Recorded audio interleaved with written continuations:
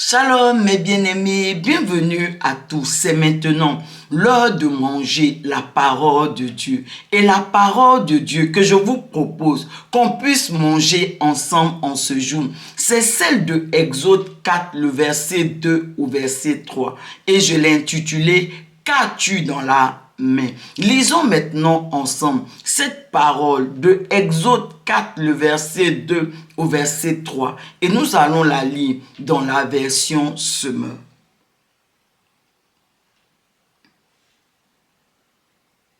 Qu'as-tu dans la main?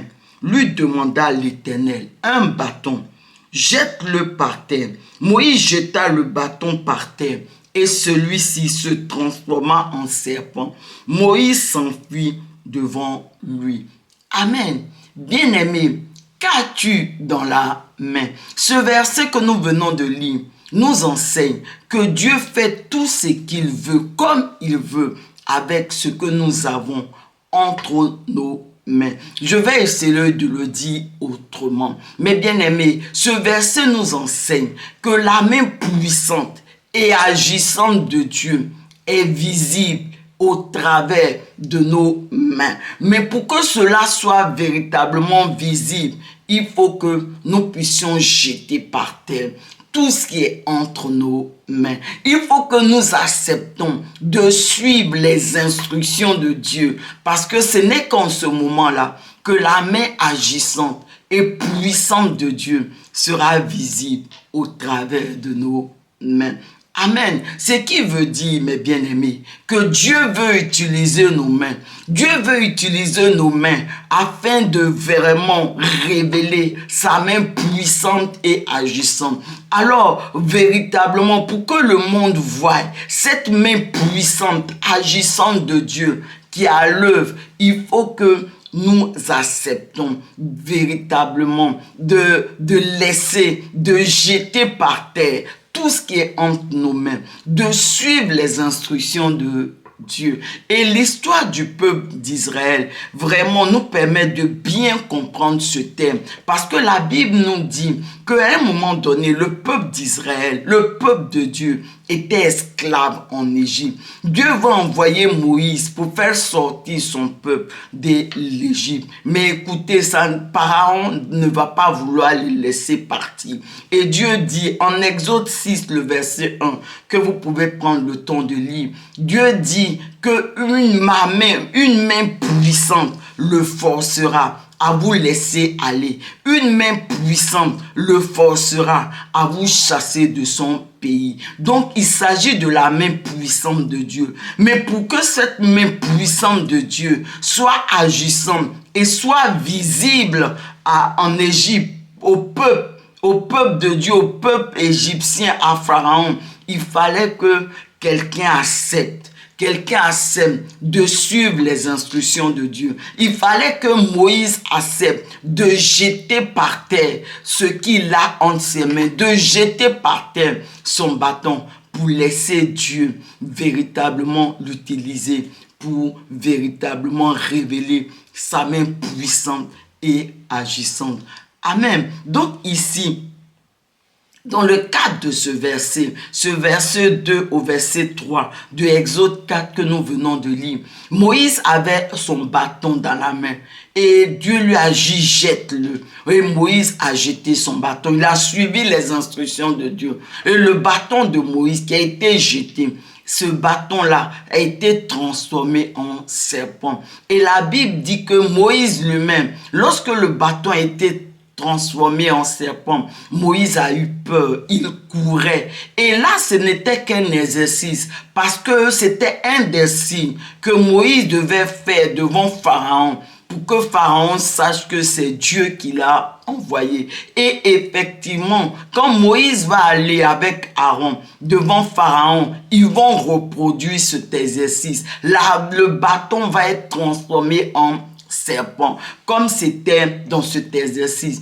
Et la Bible dit que aussitôt les magiciens de Pharaon vont venir et vont faire le même exercice. Ça veut dire ils vont aussi jeter leur bâton qui va être transformé en serpent. Mais le serpent du bâton de Moïse va vraiment dévorer tous les serpents des bâtons des magiciens de Pharaon, pour démontrer la puissance de Dieu, pour véritablement révéler cette main puissante de Dieu qui était agissante et qui était à l'œuvre. Et ce serpent du bâton de Moïse qui a dévoré tous les serpents des bâtons des magiciens de Pharaon, c'est ce même serpent-là que dans le désert, lorsque le peuple d'Israël sera dans le désert et ils vont se faire piquer par des morts, par des serpents, Dieu va demander à Moïse de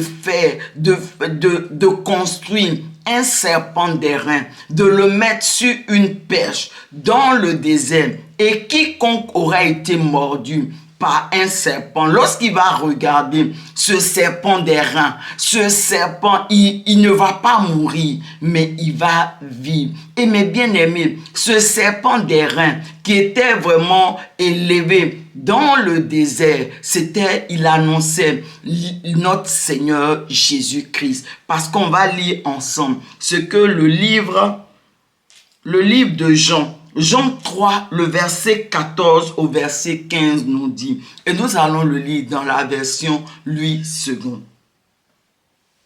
Et comme Moïse éleva le serpent dans le désert, il faut de même que le Fils de l'homme soit élevé, afin que quiconque croit en lui ait la vie éternelle. Amen. Donc ce même serpent d'airain que Moïse a élevé dans le désert, c'était en réalité notre Seigneur Jésus-Christ. Parce que lorsque Jésus est venu et que par sa mort, il a été crucifié sur cette croix, et il a été crucifié à Golgotha, sur un lieu élevé. En fait, c'était cette image de ce serpent d'airain. Et notre Seigneur Jésus qui a été élevé et qui a été crucifié sur cette croix. Mes bien-aimés, en réalité, c'est ce que ce verset que nous venons de lire est en train de nous dire, que ce Fils de l'homme qui a été élevé, quiconque croit en lui aura aussi la vie éternelle. Amen. Donc, c'est vraiment la même image qu'on avait dans le désert, où les personnes qui ont été piquées, mordues par le serpent, lorsqu'elles regardaient le serpent d'airain, elles ne mouraient pas, mais elles vivaient. Donc avec Jésus, c'est la même chose. La Bible dit que si nous croyons en ce Jésus qui a été élevé, qui a été crucifié, et que nous croyons en lui, nous également, nous ne mourrons pas, mais nous aurons la vie éternelle. Amen. Et donc, véritablement, on voit vraiment cette main puissante de Dieu agir, qui était à l'œuvre. D'abord avec le serpent de la verge de Pharaon. Ensuite, ce serpent dans le désert qui a été élevé. Mais pour nous parler, présenter vraiment la venue de notre Seigneur Jésus-Christ qui est venu et qui détruit, qui avale, qui dévore tous nos ennemis, nos oppresseurs, parce que ce serpent, on l'a vu, avec le bâton de Moïse, il a dévoré tous les autres serpents des magiciens de Pharaon. De même, dans le désert, ceux qui étaient mordus par les serpents représentent nos ennemis, nos oppresseurs, nos persécuteurs, pour dire que notre Seigneur Jésus, comme le serpent de Moïse, il dévore, il détruit tous nos ennemis, nos oppresseurs, pour nous donner la victoire sur tous ces ennemis et tous ces oppresseurs. Jésus est venu pour que nous ayons la vie éternelle. Et bien aimé, écoutez, ce que ce verset est en train de nous dire, c'est que la main puissante de Dieu, elle est agissante dans nos vies. Et pour que nous puissions voir cette main agissante de Dieu à l'œuvre dans nos vies Tout comme Moïse, nous devons accepter de jeter tout ce qui est entre nos mains. Nous devons accepter véritablement de suivre les instructions de Dieu et pour voir Dieu puissamment à l'œuvre dans nos vies. Alors, bien-aimé, qu'as-tu entre tes mains? Jette tout ce que tu as entre tes mains. Laisse-toi conduire par Dieu. Suis les instructions de Dieu afin que tu voies véritablement cette main puissante et agissante de Dieu à l'œuvre dans ta vie. Amen. Et puis, bien aimé, on peut aussi prendre le cas un exemple dans la Nouvelle Alliance. On prend le cas de Simon. Parce que Luc 5 nous enseigne que Simon et ses amis, à un moment donné, c'est vrai, ils avaient péché durant toute la nuit et ils n'avaient pas eu de poisson. C'était des pêcheurs. Ils avaient tenté de pêcher toute la nuit. Ils n'avaient pas pris de poisson. Mais lorsque Jésus leur a demandé d'aller jeter à nouveau leur filet, ils ont accepté de véritablement de suivre les instructions de Dieu. Et la Bible dit que ce jour-là, malgré l'échec qu'ils avaient connu la nuit juste avant, ils ont expérimenté la pêche miraculeuse. Ils ont vraiment attrapé beaucoup de poissons et de très gros poissons. Pourquoi, mes bien-aimés? Parce qu'ils ont accepté. Ils ont accepté de vraiment jeter ce qu'ils avaient entre leurs mains. Ils ont accepté de jeter leur filet. Ils ont accepté de faire confiance à Dieu, de laisser Dieu les conduire. Et parce qu'ils ont fait ainsi, la main puissante et agissante de Dieu a été à l'œuvre dans leur vie.